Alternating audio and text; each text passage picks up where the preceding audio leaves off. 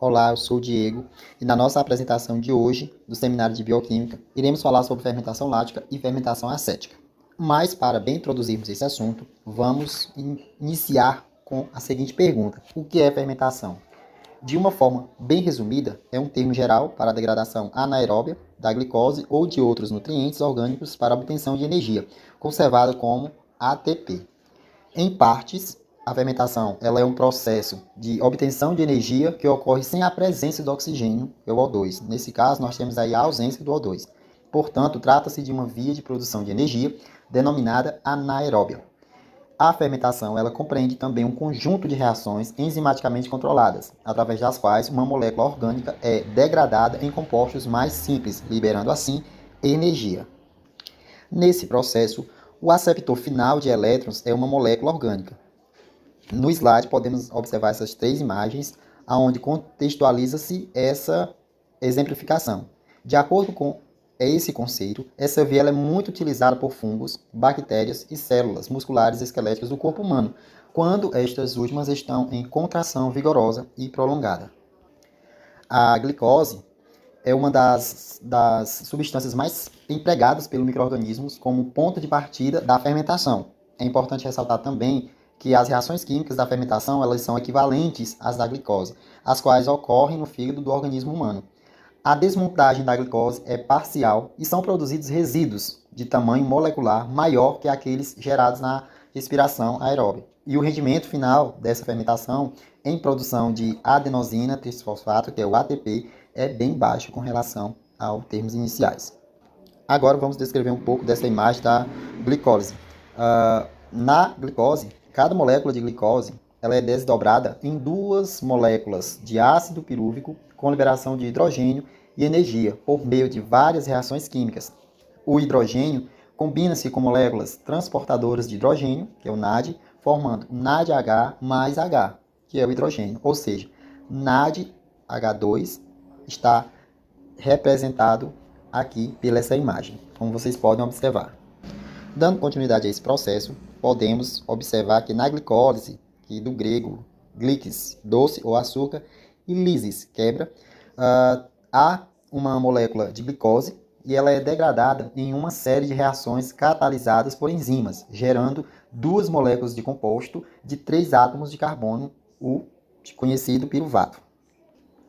A glicólise ela é uma via central quase universal do catabolismo da glicose, que é a via com o maior fluxo de carbono na maioria das células. A quebra glicólica da glicose é a única fonte de energia metabólica em alguns tecidos e células dos mamíferos, como, por exemplo, eritócitos, medula renal, cérebro e esperma. Alguns tecidos vegetais também são modificados para o armazenamento de amido, como os tubérculos da batata. E algumas plantas também, como as aquáticas, como, por exemplo, o agrião, derivam a maior parte de sua energia da glicose. Muitos micro-organismos anaeróbios são totalmente dependentes da glicose.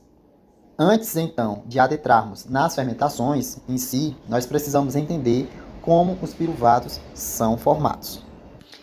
Bem, agora vamos apresentar para vocês a formação dos piruvatos para compreendermos o que é fermentação, ok?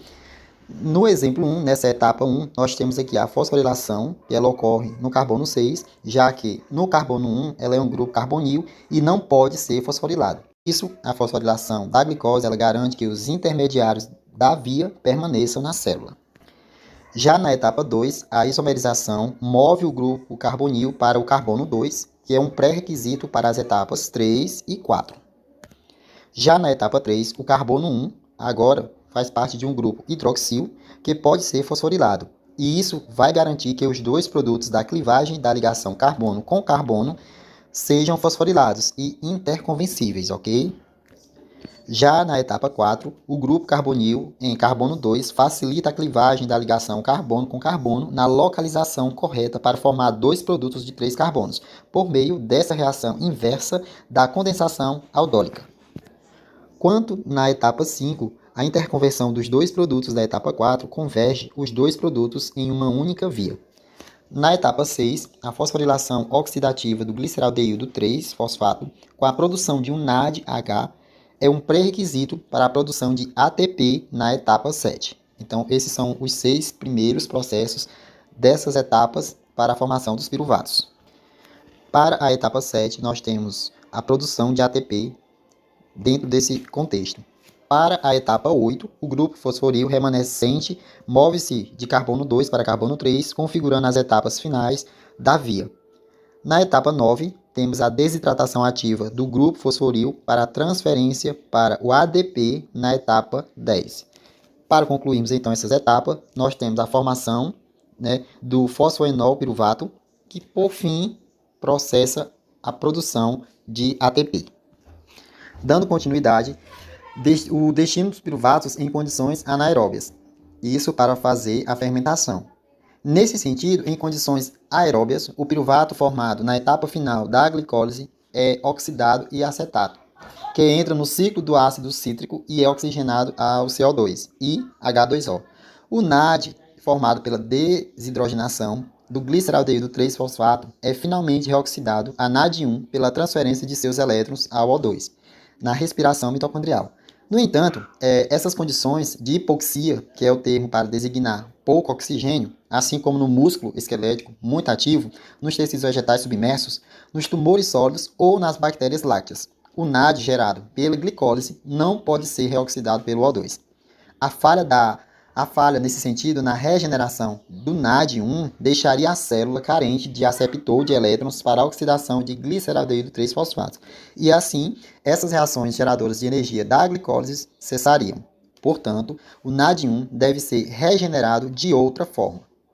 As células primitivas que viviam em uma atmosfera praticamente desprovida de oxigênio tiveram que desenvolver estratégias para extrair energia de moléculas combustíveis em condições anaeróbias. A maioria dos organismos modernos reteve essa capacidade de regenerar o NAD1 continuamente durante a glicólise anaeróbia pela transferência de elétrons do NAD1 para formar um produto final reduzido como lactato ou etanol. Antes de partirmos para o próximo tópico, eu quero deixar claro que o NAD, que é citado aqui na apresentação, é o lactato desidrogenase, ok, pessoal?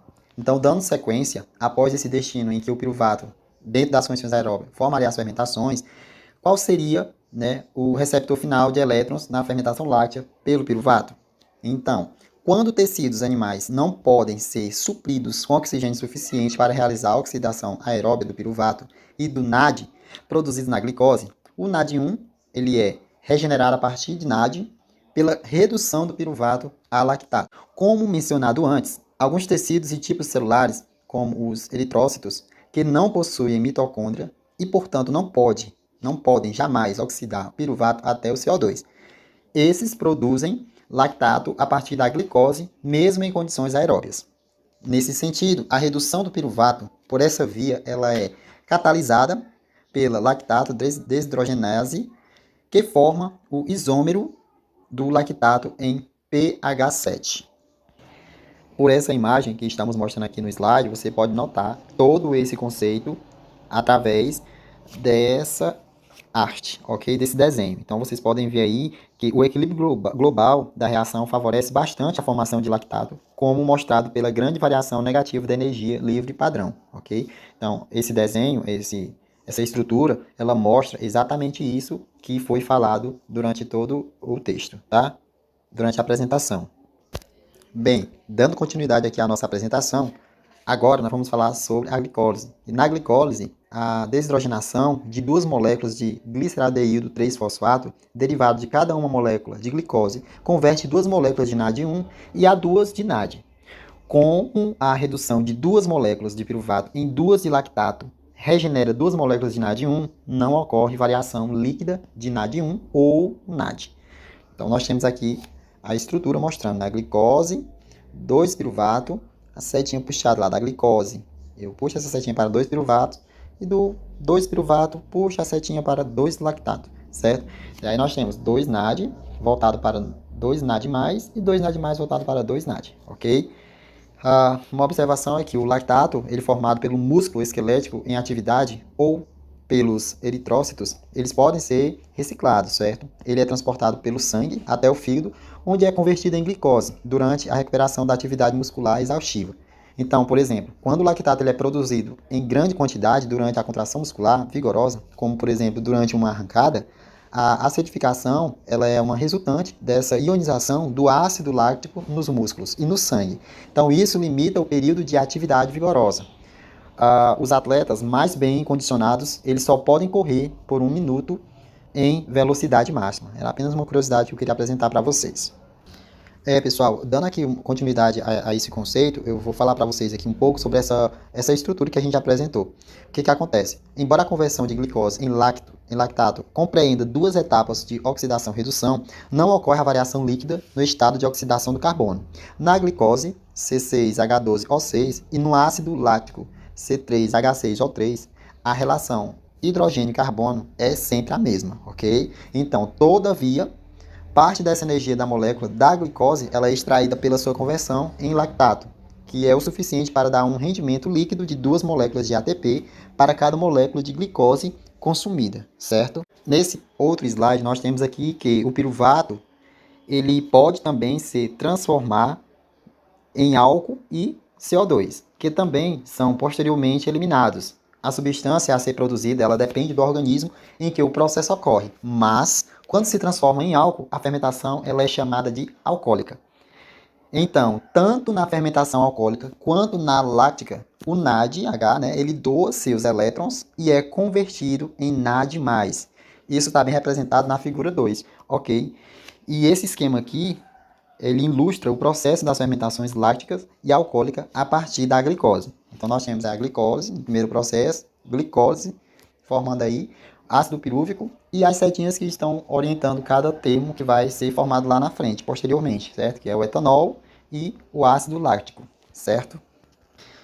Para finalizarmos essa primeira parte, uma curiosidade para todos nós, para vocês. Em derivados lácticos, os micro-organismos fermentadores podem ser bactérias homofermentativas e heterofermentativas. São chamadas de homofermentativas quando produzem essencialmente ácido lático como produto final, daí o prefixo homo, por produzirem o ácido lático como um único composto. Já as heterofermentativas, elas produzem, além do ácido lático, também outros compostos, tais como ácidos acéticos, propiônico e burítico, e o gás carbônico também. Daí o prefixo hétero, que vem da palavra grega heteros, que significa diferente. E aqui concluímos a primeira etapa desse seminário, que é a fermentação lática. Continuando com nossos estudos, vamos para a fermentação acética. O químico francês Lavoisier escreveu no livro Tratado de Química Elementar que o vinagre não era nada mais que o vinho acetificado devido à absorção do oxigênio, portanto, o resultado apenas de uma reação química. Pensava-se na época que a camada gelatinosa que se formava na superfície do vinho em acetificação era apenas um produto da transformação, mas não a causa. Somente mais tarde, ele mostrou que sem a participação da bactéria acética não há formação do vinagre. Assim provou. Sempre que o vinho se transforma em vinagre, é devido à participação de bactérias acéticas que se desenvolvem na superfície, formando um véu. Afirmação esta que foi negada pelos químicos da época. Foi ele também que mostrou que o enchimento dos acetificadores com material poroso servia de suporte para o desenvolvimento de bactérias acéticas e não era a causa da acetificação como se pensava. Os substratos não se acetificam em contato com o ar, através da oxidação direta, havendo necessidade sempre da participação das bactérias acéticas. Como em outros campos da ciência, o vinagre foi elaborado e utilizado pelo homem antes que se conhecesse as transformações que ocorriam.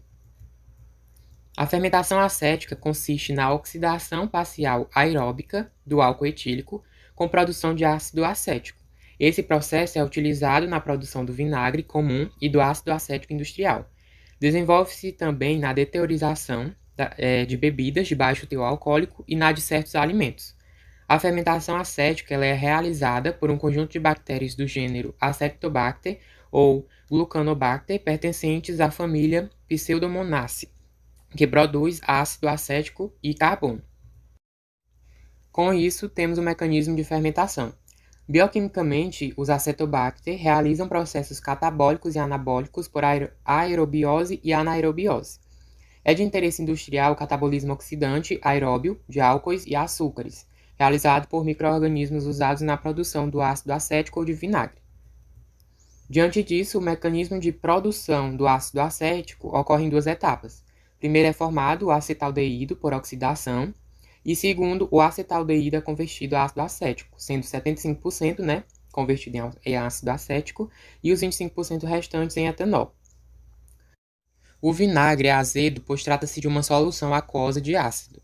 Assim, para evitar que um vinho se estrague, devemos impedir a entrada de oxigênio na garrafa, o que é feito deixando-a na posição horizontal. Se determinarmos os números de oxidação dos átomos presentes nas substâncias envolvidas na reação de fermentação acética, veremos que um dos carbonos e o oxigênio sofrem alterações. Podemos dizer que o O2 atuou como agente oxidante, pois causou a oxidação do álcool. Muitos outros agentes oxidantes seriam capazes de executar essa oxidação, como por exemplo o permanganato de potássio em meio ácido ou o dicromato de potássio também em meio ácido. A fermentação acética corresponde à transformação do álcool em ácido acético por determinadas bactérias, conferindo o gosto característico do vinagre. As bactérias acéticas constituem um dos grupos de micro-organismos de maior interesse econômico, de um lado pela sua função na produção do vinagre e de outro pelas alterações que provocam nos alimentos e bebida.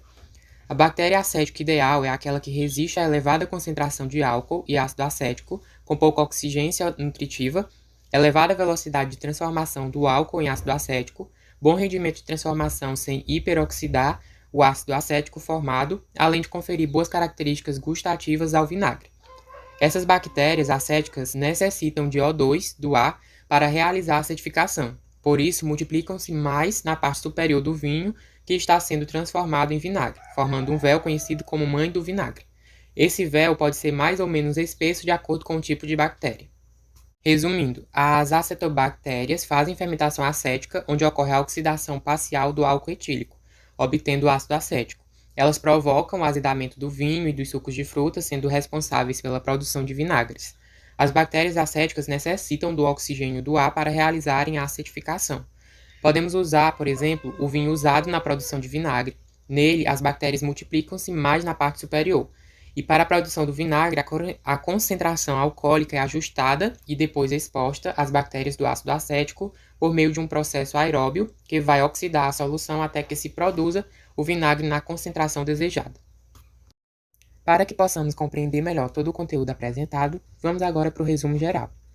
A fermentação é o termo geral para o processo que extrai energia como ATP, mas não consome oxigênio nem varia as concentrações de NAD1 ou NADH. As fermentações são realizadas por uma grande variedade de organismos, muitos deles ocupando nichos anaeróbios e produzindo diversos produtos finais, alguns com aproveitamento comercial. É importante enfatizar que o rendimento da fermentação é bastante pequeno quando comparado ao da respiração aeróbica. Enquanto no processo de fermentação são obtidas apenas 2 moléculas de ATP, na respiração aeróbica há um saldo final muito maior de 38 ATP. O NADH formado na glicólise deve ser reciclado para regenerar NAD1, necessário como receptor de elétrons na primeira etapa da fase de pagamento. Em condições aeróbias, os elétrons passam do NADH para o O2 na respiração mitocondrial. Em condições anaeróbias ou de hipoxia, muitos organismos regeneram NAD1 pelo transporte de elétrons do NADH para o piruvato, formando lactato. Outros organismos, como as leveduras, regeneram NAD1 pela redução de piruvato em etanol e CO2.